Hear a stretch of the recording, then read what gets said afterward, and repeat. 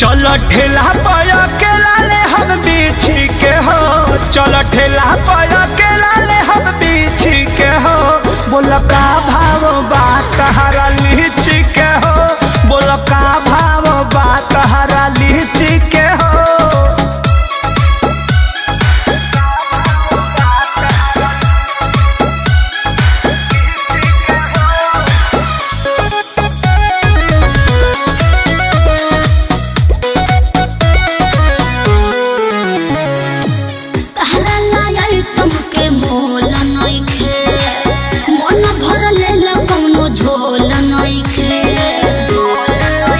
अरे अच्छा तो तोहर का प्राइज बा?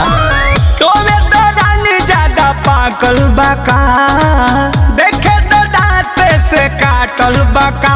केहू गलत ना कहे अपना चीज के हो, केहू गलत ना कहे अपना चीज के हो।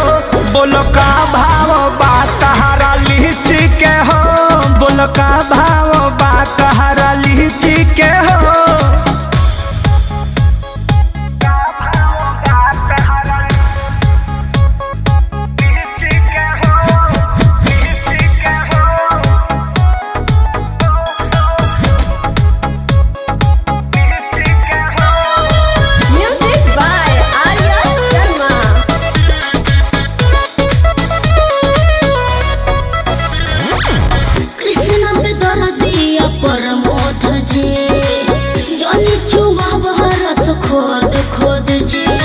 हेलो, आपको घाटा नहीं होगा, एको पाई ना तोहरा घाटा होई। छोड़ दे मखा के दादी खाटा होई। हाथ भीतरी ले डालू काहे खींची के हो, हाथ भीतरी ले डालू काहे खींची के हो।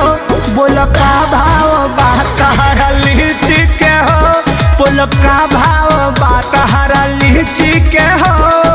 दे दीजिए नहीं तो सर जाएगा।